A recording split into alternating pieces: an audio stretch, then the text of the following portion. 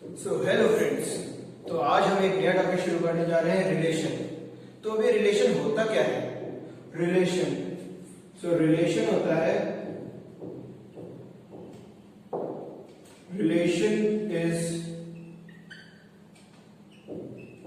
Subset of A cross B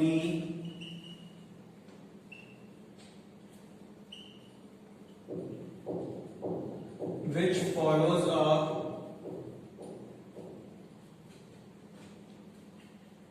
particular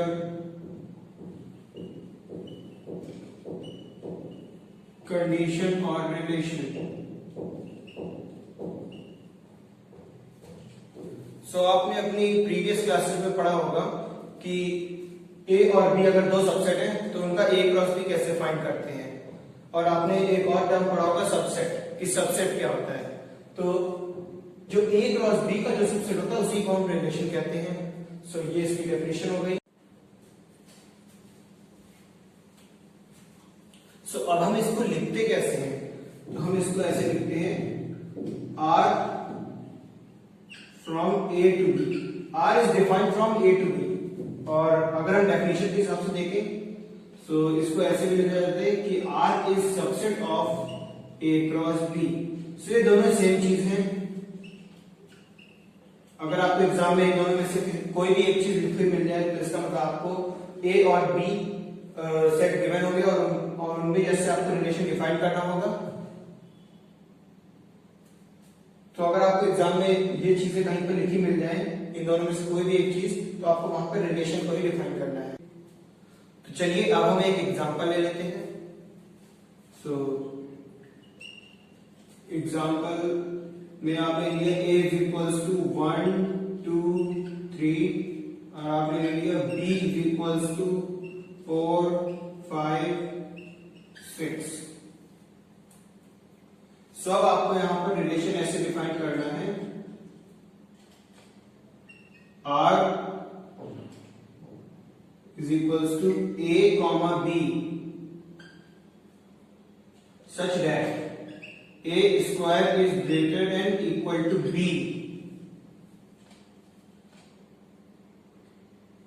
where A belongs to A and B belongs to B। Exam में जैसे आपके पास ये question आया, तो अब आप इसको कैसे सॉल्व करेंगे? तो सॉल्यूशन, यहां पर A आपको A में से लेना है और B आपको B में से लेना है। A कॉमा B से आपको रिलेशन डिफाइन करना है। जैसे हमने पहला A इसमें से लिया तो हमने लिया 1। अब हमें देखना है A square greater than equal to B। 1 square is greater than equal to B में से कोई भी ऐसा एलिमेंट नहीं है जो 1 स्क्वायर से छोटा हो। तो इसका मतलब हम 1 ले नहीं सकते यहाँ पर एक ही जगह पर, तो हम सेकंड एलिमेंट ट्राई करते हैं 2। 2 square is greater than equal to 4 5 6। तो 5 और 6 से तो वो छोटा हो जाएगा। 2 स्क्वायर इज इक्वल टू 4। यहाँ पे 2 और 4 सेटिस्फाई कर लिया। आपने यहाँ पर लिया R हो गया 2, 4, ये A और ये B, और फिर आपने यहाँ पर 3 लेके लिखा। अब 3 स्क्वायर होता है 9। 9 4 से भी बड़ा है, 9 5 से भी बड़ा है, और 9 6 से भी बड़ा है। 3 इन तीनों के साथ अपनी कंडीशन फॉलो कर रहा है। हम इन तीनों के साथ 3 को लिख देंगे। 3, 4 3, 5 3, 6। ये आपका रिलेशन हो गया और ये आपका आंसर। तो आपको इनमें से जो भी चीजें नोट करनी है वो आप नोट कर लीजिए।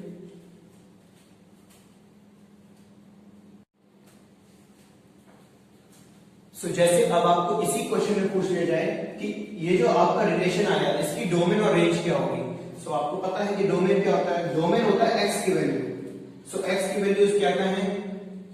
यहाँ पे domain of R is equals to x में 2 है 3 है और बाकी तो कुछ है नहीं x में।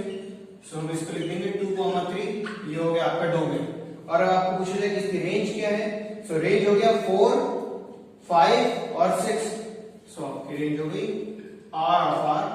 Range of relation is 4, 5, 6। सो ये आपका डोमेन और रेंज हो गया। सो आप इसको भी नोट कर लीजिए।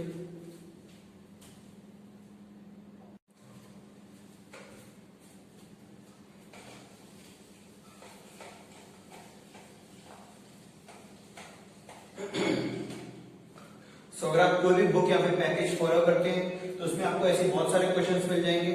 सो उसमें यहाँ पर आपको 2 सेट दिए होंगे, फिर सिंगल सेट दिया होगा तो आपको उस सेट को उसी से डिफाइन करना है। इसका मैं आपको एक क्वेश्चन करवाता हूँ और उसमें आपको नीचे कंडीशन दी होगी कि आपको कैसे रिलेशन डिफाइन करना है। सो आप उससे अपना रिलेशन डिफाइन कर लेंगे।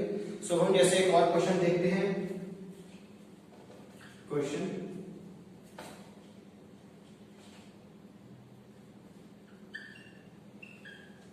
define R on set A। So A हो गया, आपने कुछ भी ले लिया 1, 2, 3 such that A or B follows relation A plus B is equals to 5। सो जैसे आपके पास ये क्वेश्चन आया, सो आपको बोला गया है कि आपको R रिलेशन डिफाइन करना है। यहां पर रिलेशन और define relation R on set A। सो आपको यहां पर रिलेशन R डिफाइन करना है A सेट पर। ए सेट पर डिफाइन करने का मतलब है, इस चीज का मतलब है R is subset of A cross A। सो जो भी मैंने आपको बात बताई थी कि 2 सेट होने जरूरी नहीं है, एक सेट पर भी रिलेशन डिफाइन कर सकते हैं, तो वो ऐसे कर सकते हैं कि उस सेट का उसी पर रिलेशन डिफाइन कर रहे हैं, A क्रॉस A। सो इसका मीन्स ये हो गया। अब आप यहां पर ये देख रहे होंगे ARB। ARB क्या होता है? ARB जैसे वहां पर हमने देखा था A, B। सो यहां पर ARB भी उसी को कहते हैं A, B। So A, B belongs to R, A belongs to A, B belongs to A। सो यहां पर A पहले वाले से बिलोंग करेगा और B दूसरे वाले से। यहां पे दोनों सेम है तो हमने दोनों को A से बिलोंग करवा दिया। क्वेश्चन में अगर दोनों डिफरेंट होंगे तो फिर आप दोनों को डिफरेंट से बिलोंग करवा देंगे। सो ये इतना बड़ा ना लिखकर ये इसकी शॉर्ट फॉर्म हो जाती है। सो हमें इसको सॉल्व करना है। ये हमारी कंडीशन गिवन है, इस कंडीशन से हमको रिलेशन डिफाइन करना है। सो अब हम इसका सॉल्यूशन देख लेते हैं।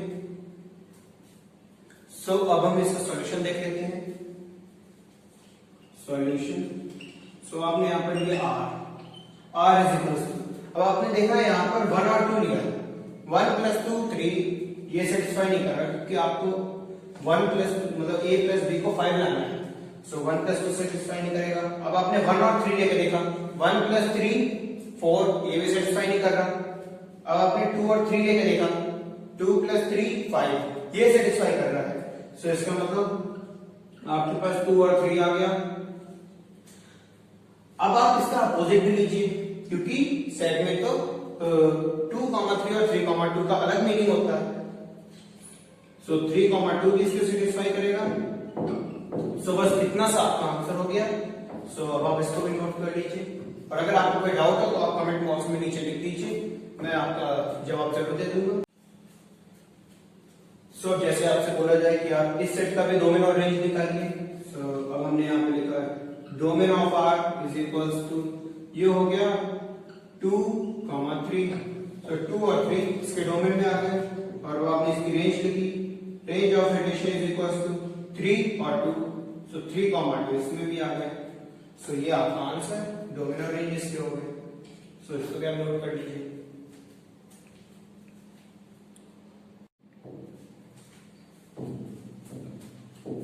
सो अब हम इस टॉपिक को खत्म करते हैं और अब हम देखते हैं types of relation.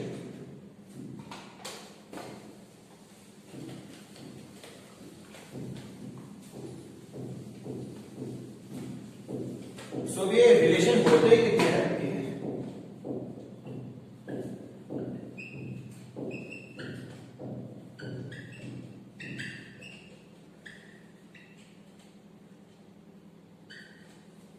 So relation होते हैं हमारे पास 3 टाइप्स के। सो 3 टाइप्स में सबसे पहला टाइप आता है अपना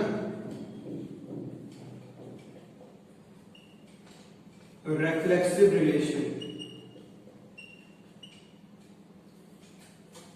सो ये रेफ्लेक्सिव रिलेशन क्या होता है? रेफ्लेक्सिव मतलब क्या होता है? रेफ्लेक्सिव मतलब जो चीज बहुत ज्यादा स्ट्रेच हो सके, पर मैथ्स में ऐसा कुछ नहीं है। सो यहां पर रेफ्लेक्सिव रिलेशन का मतलब क्या? मतलब इसकी डेफिनेशन ये है कि a relation is said to be reflexive if a comma a belongs to R for all a belongs to a।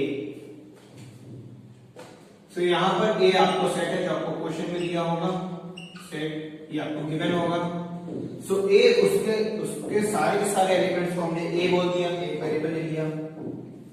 इस लाइन को जरूर अंडर कर लीजिए फॉर ऑल, और इसको अपने दिमाग में बिठा लीजिए सारे के सारे एलिमेंट्स के लिए जो भी ए में हैं उनके लिए अगर a कॉमा a बिलोंग कर रहा है R से तो वो रिलेशन रिफ्लेक्सिव होगा।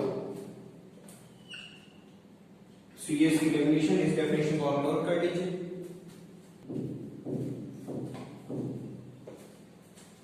सो अब हम एक एग्जांपल ले लेते हैं।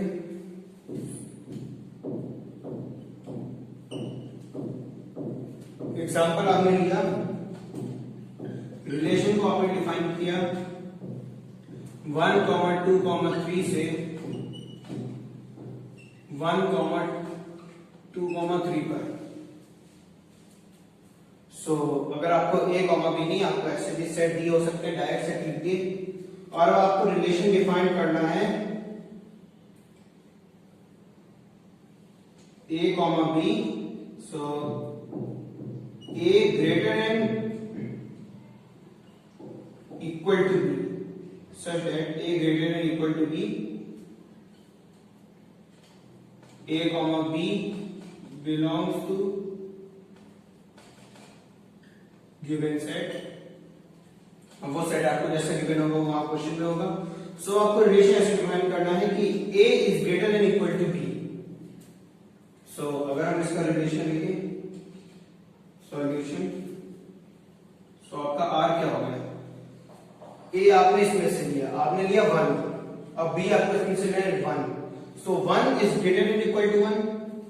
सो हाँ, क्योंकि 1 इक्वल टू 1 होता है, सो इस कंडीशन को तो फॉलो कर रहा है। सो यहाँ पे 1, 1 भी आ गया। अब आपने लिया 1 और 2, अब 1 ग्रेटर देन इक्वल टू 2, ऐसा तो कभी नहीं होता। सो 1, 2 आ नहीं सकता, 1, 3 भी नहीं आ सकता, क्योंकि 1 ग्रेटर देन इक्वल टू 3 भी नहीं होता। अब 2, 1 आ सकता है, 2, 2, क्योंकि 2 इक्वल टू 2 होता है तो ये भी आ सकता है। 2, 3 ये नहीं आ सकता। तो आपने ये 3, 1 भी आ सकता है, 3, 2 भी आ सकता है, और 3, 3 भी आ सकते हैं, क्योंकि 3 इज इक्वल टू 3 होता है।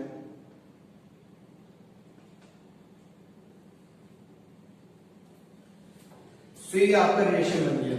अब आपने इस सेट में एलिमेंट देखे, एलिमेंट है 1, 2, 3, मतलब 1, 2, 3 इसके एलिमेंट्स हैं। और हमने क्या देखा कि जो भी एक एलिमेंट है उन सब के लिए a, a होना चाहिए। सो यहाँ पे एलिमेंट 1 है, 1 के लिए 1, 1 है, यहाँ पर 2 है, 2 के लिए 2, 2 भी है, यहाँ पर 3 है, 3 के लिए 3, 3 भी है। सो इसका मतलब ये हमारा रिलेशन रिफ्लेक्सिव है। सो ये बात आपको समझ में आ गई होगी, ये मैं ऐसा सोच रहा हूं, बहुत इजी कॉन्सेप्ट है। लेकिन आपको यहाँ पर एक बात गौर करने वाली है, जब भी आपको रिफ्लेक्सिव के लिए पूछा जाएगा तो यहाँ पर a to a he define होगा, यहाँ पर a to b डिफाइन नहीं हो सकता, क्योंकि फिर तो a, a आने का कोई चांस ही नहीं बनता, क्योंकि a, b दोनों के दोनों उस a से ही बिलोंग करने चाहिए।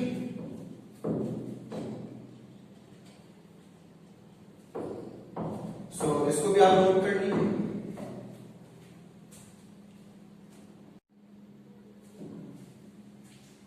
सो चलिए अब हम इसका सेकंड टाइप देख लेते हैं।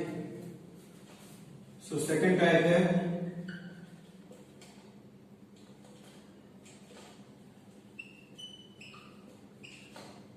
Symmetric relation. सो ये सिमेट्रिक रिलेशन होता क्या है? सो इस सिमेट्रिक वर्ड से क्या पता चल रहा है? सिमेट्री, सिमेट्री का मतलब अगर आप इस चीज को बीच में से काटे तो उसके दोनों साइड किससे बराबर हो, तो इसका मतलब बोथ साइड सेम, ऐसे हम लोग बोल सकते हैं। सो इसकी डेफिनेशन है कि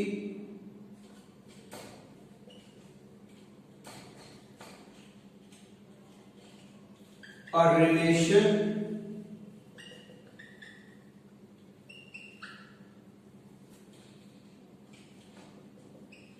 is said to be symmetric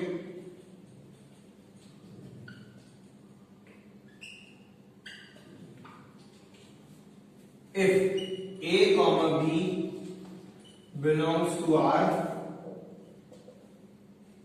implies B comma A belongs to R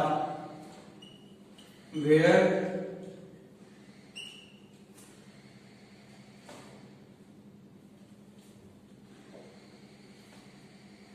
A belongs to A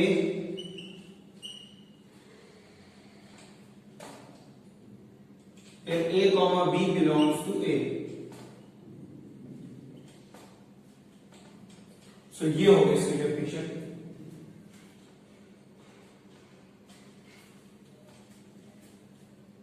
so a relation is said to be symmetric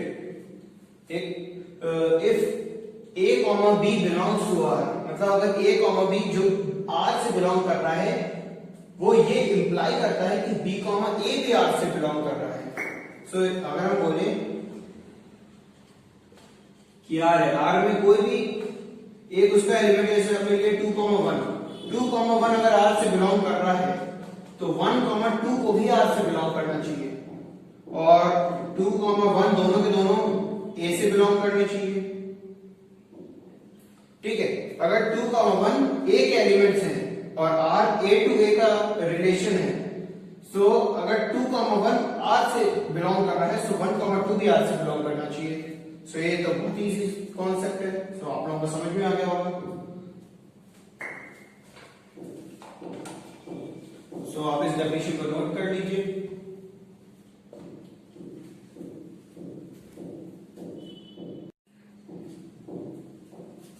सो यहां पर ये जो हमने लिखा है कि A comma B belongs to A, सो ये for all A comma B belongs to A, जैसे रिफ्लेक्सिव में फॉर ऑल A था, सो यहां पर भी for all A comma B belongs to A, मतलब सारे के सारे A comma B के लिए। लेकिन यहां पे इसका मतलब ये कि आपने A comma B सारे के सारे एलिमेंट्स उठा लिए, ऐसा तो सही नहीं है। मतलब अगर उस रिलेशन में कोई भी A comma B है तो B comma A उसका जरूर होना चाहिए। ये है इसकी मेन डेफिनेशन। सो चलिए अब हम एक इसका एग्जांपल ले लेते हैं। सो एग्जांपल में अभी मैं कोई सेट नहीं ले रहा हूं, अभी मैं डायरेक्ट एक रिलेशन ही ले रहा हूं। R इज इक्वल्स टू, अब आपने लिया 1,2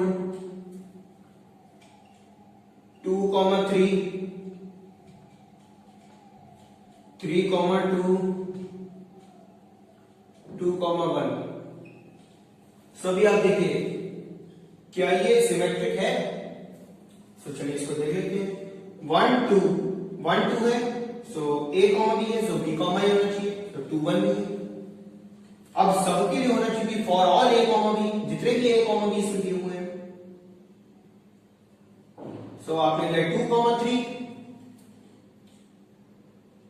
यहाँ पे ब्रैकेट नहीं होगा, सो आपने लिया 2,3 A comma B, so B comma A होना चाहिए, तो 3 कॉमा A होना चाहिए, तो ठीक है। सो हर एक A कॉमा B के लिए B कॉमा A है, सो इसका मतलब ये वाला सेट सिमेट्रिक है।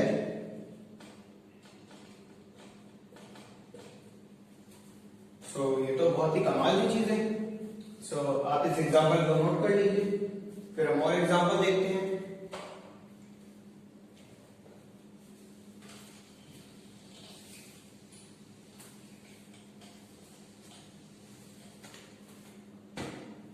तो चलिए एक और एग्जांपल देख लेते हैं। अब जैसे आपने लिया r लिया 1 1 2 1 3 2 1 2 2 3। अब आपने ये वाला रिलेशन लिया, अब हम फिर से चेक करते हैं। इसको भी छोड़िए, इसको यहां से देखिए 2 1 है 1 2 है 3 2 है 2 3 है। अब इस पर वापस आते हैं, इतना तो अपना सेटिस्फाई हो गया। अब हम यहाँ पर देखें 1 1 है 1 1 है तो इसका अपोजिट क्या होगा, a कॉमा b है, सो b कॉमा होना चाहिए। 1 1 तो 1 1 भी होना चाहिए और 1 1 तो एक खुद ही है, तो इसका मतलब ये भी है। तो ये अपने आप में ही इस रिलेशन को सेटिस्फाई कर रहा है, इसके लिए कोई और दूसरा b कॉमा a नहीं लग रहा है, क्योंकि यही a कॉमा b है और यही b कॉमा a है। सो इसका मतलब ये हमारा रिलेशन b सिमेट्रिक है।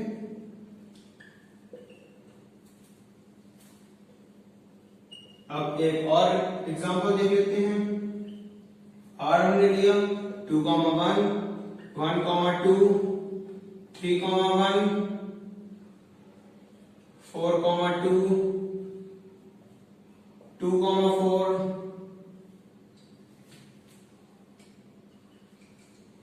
अब ये आपने रिलेशन लिया, अब इसमें हम देखें 2 1 है 1 2 है 4 2 है 2 4 है, लेकिन 3 1 है तो 1 3 कहां गया, 1 3 नहीं है, सो ये सिमेट्रिक भी नहीं है, नॉट सिमेट्रिक। सभी समझ में आ गया? तो ठीक है, अब हम आगे चलते हैं। आप इन एग्जांपल्स को नोट कर लीजिए।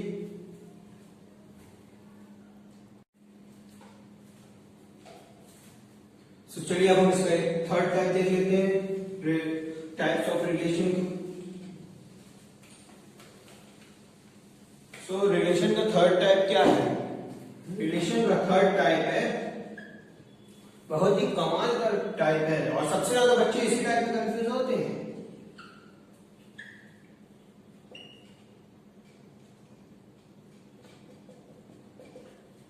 ट्रांजिटिव। सो भैया ट्रांजिटिव रिलेशन क्या होता है? रिलेशन भी देते रिलेशन। सो ट्रांजिटिव रिलेशन की डेफिनेशन ये है कि a relation is said to be transitive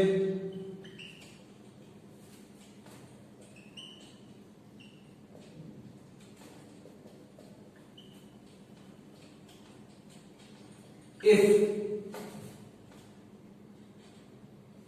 a comma b belongs to R and b comma c belongs to R, implies that, ये implies that का सिंबल है, a comma c belongs to R। ये तो बड़ा अजीब सा लग रहा है, लेकिन अजीब ये बहुत ही ज्यादा सिंपल है। देखिए a comma b R से बिलोंग कर रहा है, b comma c R से बिलोंग करता है, इसका लास्ट इसका फर्स्ट बराबर, तो ये बचा कौन? अगर हम ट्राइड में देखें a comma b b comma c, तो अगला क्या होता है a comma c, तो ये इंप्लाई करना चाहिए कि a comma c भी R से बिलोंग कर रहा है।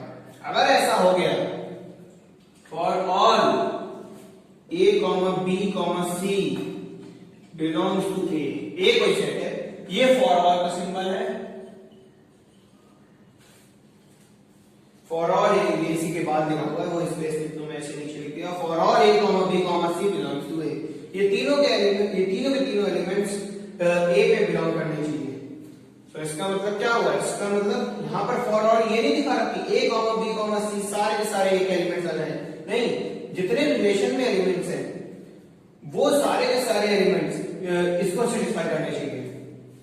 सो आप इस डेफिनेशन को नोट कर लीजिए, इसको और समझने के लिए अब हम और एग्जांपल देखते हैं।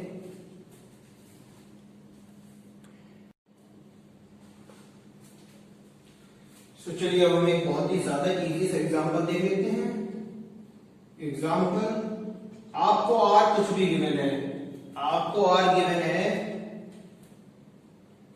1 2 1 3 2 4 4 1 अब आपको बताना है कि ये रिलेशन ट्रांजिटिव है कि नहीं। तो ट्रांजिटिव के लिए क्या चाहिए, ए कॉमा बी चाहिए और बी कॉमा ए अगर है, ये चीज अगर में है, अगर ये है और अगर ये भी है तो ये होना जरूरी है ट्रांजिटिव के लिए। तो हम इसको अच्छे समझते हैं। 1,2 है, ए कॉमा बी है, तो यह बी कॉमा सी इसका आखिरी, इसका पहला होना चाहिए। तो इसका मतलब हमें कोई ऐसा इनमें से चाहिए पेयर जिसमें पहले 2 आता हो। ए कॉमा बी है, सो ये एक पेयर है, बी कॉमा सी, सो भैया बी कॉमा सी भी है। इसको जरा सही कर लेते हैं। अब ये बी कॉमा सी भी है, तो ये और ये दोनों के दोनों है, तो ए कॉमा बी है और बी कॉमा सी है, तो ए कॉमा सी होना चाहिए। इसको हम बोल देते हैं A B B C, so A comma C होना चाहिए। ए कॉमा सी क्या है, 1 और 4, और 1 और 4 भी है, सो इसका मतलब इन तीनों में कंडीशन फॉलो हो गई। इतना तो चलिए अपने ट्रांजिटिव हो गया। अब प्रॉब्लम फंसी इसकी, ये क्या चीज है, ये है 1,3, ए कॉमा बी, ये ए और बी अगर हम इसे मान लें, ये तो हो ही गया, उसे ये ए और बी आप छोड़ देते, इसको आप नया ए और बी मानिए। इतना आप लोगों को समझ में आ गया, इसको इरेज कर देते हैं। तो ये ए और बी अगर आपने माना, अब हमें देखना है बी और सी। बी और सी है, बी और सी के लिए आपको बी में 3 चाहिए होगा, ऐसा कोई चीज जिसमें पहले 3 आता हो, ऐसा कोई है ही नहीं, बी कॉमा सी है ही नहीं। अगर ए कॉमा बी और बी कॉमा सी दोनों है तो ए कॉमा सी होना जरूरी है। अगर ए कॉमा बी और बी कॉमा सी है ही नहीं तो हमें ये चीज, तो हमें ये कंडीशन चेक करने की जरूरत ही नहीं, तब भी ये ट्रांजिटिव होगा। तो ए कॉमा बी है लेकिन B comma C not present, और अगर बी कॉमा सी नॉट मतलब प्रेजेंट नहीं है तो ए कॉमा सी देखने की जरूरत ही नहीं, तो हम डायरेक्ट बोल दें कि ये इसकी वजह से भी ट्रांजिटिव है। ये चीज आपको समझनी पड़ेगी, ये चीज बहुत आसान चीज है। आपको देखना ए कॉमा बी है और अगर बी कॉमा सी, तभी मैंने अगर लगाया, इसी कंडीशन के लिए मैंने अगर लगाया। ए कॉमा बी और बी कॉमा सी है तो ए कॉमा सी होना चाहिए। अगर ए कॉमा बी और बी कॉमा सी है ही नहीं तो कोई चिंता की बात नहीं, आप उसे डायरेक्ट ट्रांजिटिव रख लीजिए। सो इसकी वजह से ट्रांजिटिव हो गया, इन तीनों की वजह से तो है ट्रांजिटिव, इन चारों की वजह से हो गया, तो ये वाला रिलेशन ट्रांजिटिव हो गया।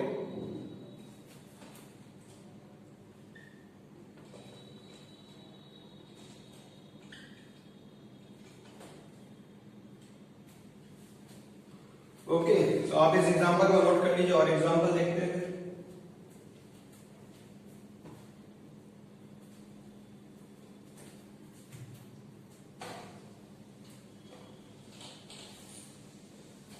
तो एक और एग्जांपल देख लेते हैं। हमने लिया r इज इक्वल्स टू 1,2, 2,1, 2,3 ले लेते हैं, 1,3 और 1,1।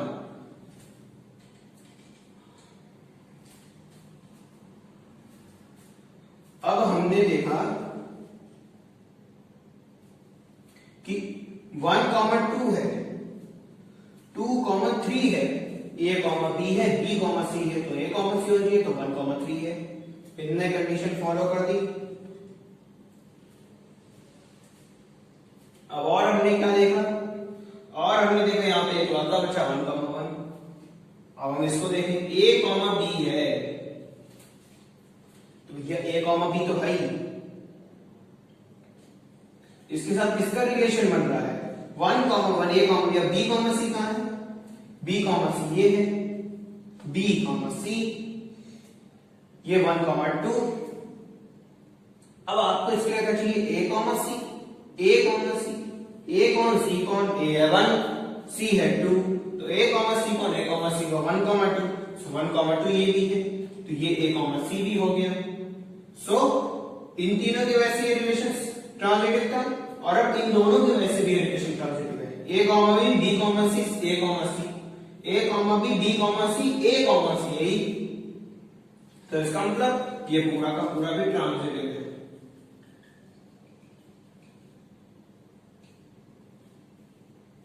तो अब आपको ये वाली बात बहुत अच्छे से समझ में आ गई होगी, आप इसको भी नोट कर लीजिए।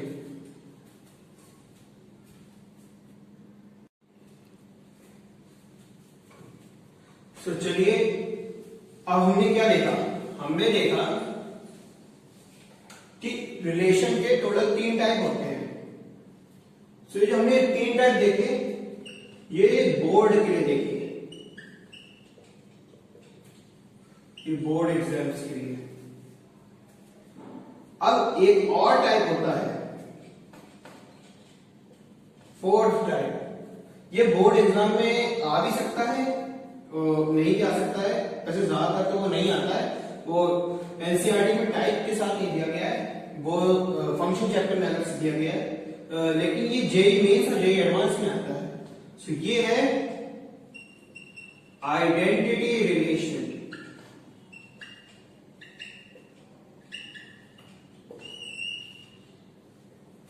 ये एक और 4th टाइप होता है, ये बोर्ड के नजरिए से टाइप ऑफ रिलेशन में नहीं है, लेकिन जेईई मेंस और जेईई एडवांस के लिए आपको पढ़ना पड़ेगा।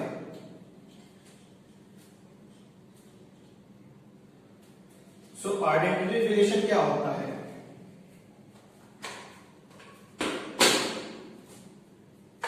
सो ये एक रिलेशन होता है कि a relation R is said to be identity relation if and only if and only if A comma A belongs to R for all A belongs to A। यहां पर ये इफ एंड ओनली इफ को underline कर दीजिएगा, इसको अपने दिमाग में बैठा लीजिएगा, वरना फिर एक बहुत बड़ा कंफ्यूजन होगा। अभी मैं आपको बताता हूं कि वो कंफ्यूजन क्या होगा, आप में से कुछ लोगों को पता भी चल गया होगा। तो एक डेफिनेशन देखिए, a relation R is said to be identity relation if and only if A comma A belongs to R for all A comma A, no for all A belongs to A। ये वाली line आपने कहां देखी है? ये वाली line हमने देखी है रेफ्लेक्सिव रिलेशन में। रेफ्लेक्सिव रिलेशन क्या कहता है कि उसमें इफ एंड ओनली इफ नहीं होता, बस इस एक लाइन का फर्क पड़ जाता है, 2 रिलेशन बदल जाते हैं। इस लाइन पर आपने ध्यान दीजिए, आपका आंसर पक्का गलत होना है।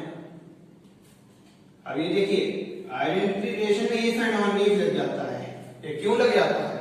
क्योंकि उसमें क्या होता है, इसको चलिए एक एग्जांपल समझते हैं। अगर आपने ए ले लिया 1 2 3, अब आपने आर को डिफाइन किया 1 1 1 2 2 2 3 3 और कुछ भी आपने डिफाइन कर दिया। हमने वहां पे क्या देखा था? A comma A belongs to R for all A belongs to A। हर एक A के लिए A comma A होना चाहिए, 1 के लिए 1 comma 1 है, 2 के लिए 2 comma 2 है, 3 के लिए 3 comma 3 है। बाकी कुछ होना हो उससे हमें कोई फर्क नहीं पड़ता। सो इसका मतलब ये symmetry.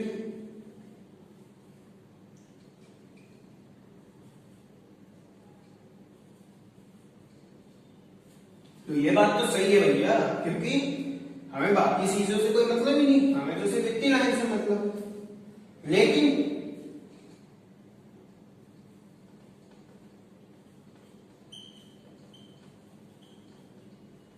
It is not identity, ये आइडेंटिटी नहीं है। ये आइडेंटिटी क्यों नहीं है? इस लाइन की वजह से हमने बहुत बड़ी गलती कर दी। If and only if A comma A belongs to R, if and only if A comma A belongs to R, इसका मतलब हुआ सिर्फ और सिर्फ A comma A R से बिलोंग करना चाहिए, बाकी कुछ भी नहीं बिलोंग करना चाहिए। अब हुआ ये आइडेंटिटी रिलेशन, सिर्फ और सिर्फ A comma A belongs to R होना चाहिए, सिर्फ और सिर्फ A comma A R से बिलोंग करना चाहिए, बाकी कुछ भी नहीं करना चाहिए, और वो भी सारे A के लिए। ये वाली कंडीशन तो दोनों में है, लेकिन इफ एंड ओनली सिर्फ ये। अब ये हुआ जाके आइडेंटिटी रिलेशन। कि ये तो सिमेट्रिक तो ये भी है, लेकिन आइडेंटिटी सिर्फ इसी केस में होगा।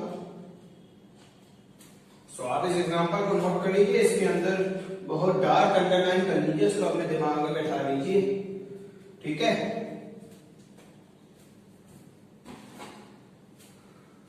सो अब हम और एग्जांपल देखते हैं, इसको आपने नोट कर लिया होगा, वरना वीडियो पॉज करके आप नोट कर सकते हैं।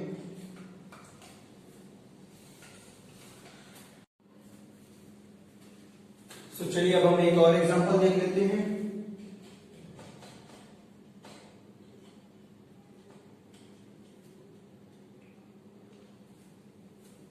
सो आपने जैसे एक और रिलेशन लिया, ए को आपने लिया 1, 2, 3। अब आपने आर ऐसे डिफाइन कर दिया कि 1, 1, 2, 2। बस अब यहां पे फिर एक और हमने गलती कर दी कि for all A belongs to A था, तो फॉर ऑल का मतलब ये तीनों के तीनों बिलोंग करने चाहिए। तो आपने 1 के लिए 1, ले लिया, 2 के लिए 2, 2 ले लिया, लेकिन 3 के लिए 3, 3 क्यों नहीं लिया? ये तो गलत बात है ना। सो इसका मतलब ये वाली कंडीशन गई, सो ये भी नॉन आइडेंटिटी हो गया, क्योंकि ये वाली कंडीशन फॉलो नहीं हुई। और सिमेट्रिक में भी ये वाली कंडीशन होती है, सो ये वाला नॉट सिमेट्रिक भी हो गया। सो आप ये दोनों चीजें नोट कर लीजिए।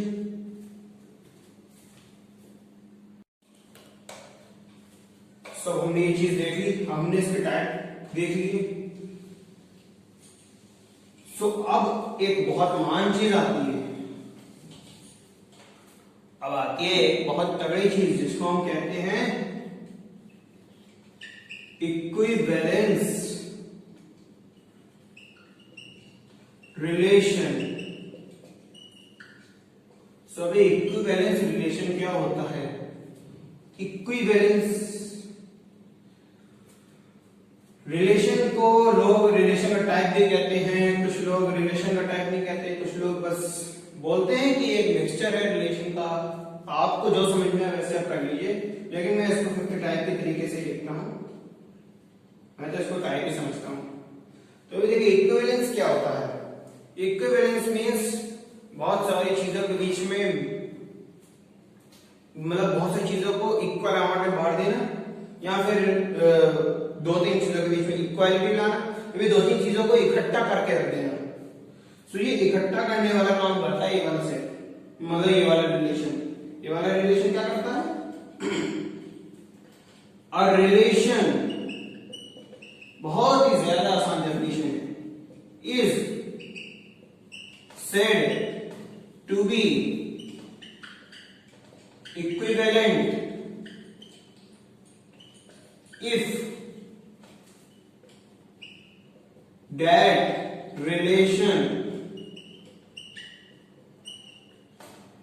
is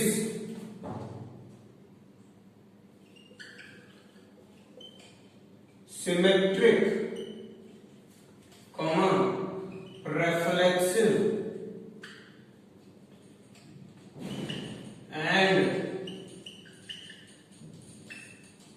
transitive।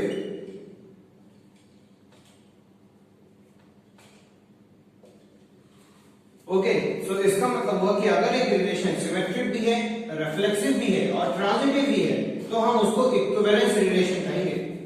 ये तो बहुत ही ज्यादा आसान चीज हो गई। सो इसमें आपको करना क्या होता है क्वेश्चन में, इसका आपको कोई भी क्वेश्चन दे दिया, जैसे आप इसका एक एग्जांपल मान लीजिए, एग्जांपल मैं आपको दे दिया,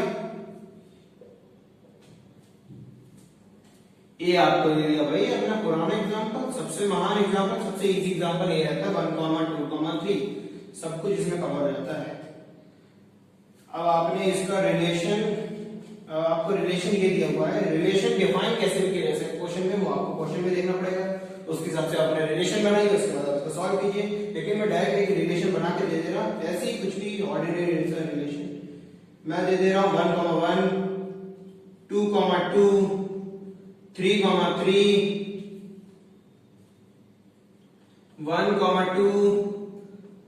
1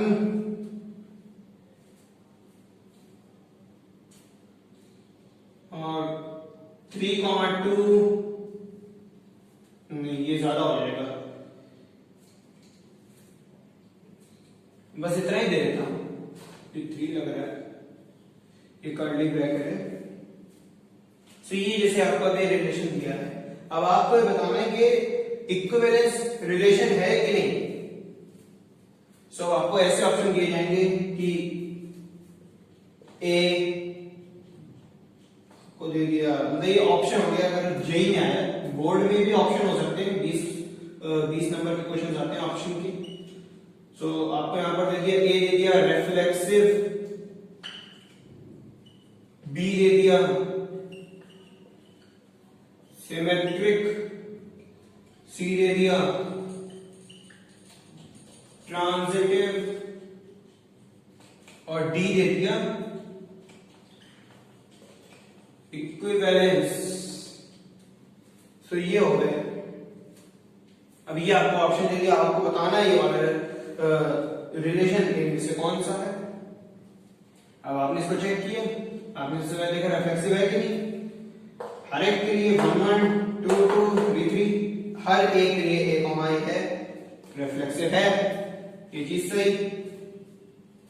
अब आपने देखा सिमेट्रिक है कि नहीं, सिमेट्रिक के लिए 1,1 है तो इसका अपोजिट 1,1 होना चाहिए, है 2,2 है तो इसका अपोजिट 2,2 होना चाहिए, वो भी है 3,3 है तो इसका अपोजिट 3,3 होना चाहिए, वो भी है 1,2 है तो इसका अपोजिट 2,1 होना चाहिए, वो भी है। तो इसका मतलब ये सिमेट्रिक भी है। अब आपने देखा ट्रांजिटिव, ट्रांजिटिव आप कैसे देखेंगे, आपने देखा इसको 1 1, इसके लिए बी क्या है 1, तो इसके लिए क्या होगा 1 2, ए कॉमा बी, बी कॉमा सी, तो ए कॉमा सी होना चाहिए, ए कॉमा सी क्या होगा 1,2 ये है, इसके लिए सेटिस्फाई कर गया। आपने और कुछ उठाया, आपने उठाया 2,2, तो इसका ए कॉमा बी तो बी कॉमा सी, तो 2,1, अब इसके लिए हमारे पास क्या होना चाहिए, इसके लिए हमारे पास होना चाहिए ए कॉमा सी, ए कॉमा बी, बी कॉमा सी, तो ए कॉमा सी होना चाहिए, ए कॉमा सी क्या हुआ 2,1, तो 2,1 ये बोले तो ये भी सेटिस्फाई कर गया। अब आपने 3,3 उठाया, 3,3 के लिए कुछ भी नहीं है, लेकिन वो खुद दे सकते 3,3, फिर a b, अब आपने इसके लिए b, c उठाया, तो b, c क्या हो गया, खुद ही 3,3 हो गया, फिर आपने फिर इसके लिए a, c उठाया, ये खुद ही a, c हो गया, अपने आप ही इसको सेटिस्फाई कर रहा है ट्रांजिटिव कंडीशन को। अब आपने यहां पे देखा, आपने देखा 1,2 के लिए फिर a, b के लिए b, c, 2,1 के लिए हमारे पास a और c होना चाहिए, a और c क्या हुआ 1,1, ये 1,1 भी यहां पर है, सो ये भी सेटिस्फाई कर गए। अब ऐसा कुछ बचा ही नहीं जो कि ना सेटिस्फाई करे, आप कुछ भी चेक कर लीजिए, 2,1 ले लीजिए, 2,1 1,2, सो इसके हमारे पास 2,2 ये भी है, हमने 2,1 और 1,1 ले लिया, 2,1 1,1, सो इसके लिए 2,1 बना, 2,1 वो भी है यहाँ। ये सारी कंडीशंस को सेटिस्फाई कर रहा है ट्रांजिटिव में, क्योंकि ट्रांजिटिव में फॉर ऑल था, सो यहाँ पे भी फॉर ऑल हर एक। सो अगर ये क्वेश्चन जेईई मेंस में आया तो सिंगल करेक्ट में आएगा, तो उसमें आपको इक्विवेलेंसी सिर्फ और सिर्फ करेक्ट लगाना है, और बोर्ड में भी ये सिर्फ और सिर्फ इक्विवेलेंसी आपको लगाना है कि बोर्ड में भी सिंगल करेक्ट होता है।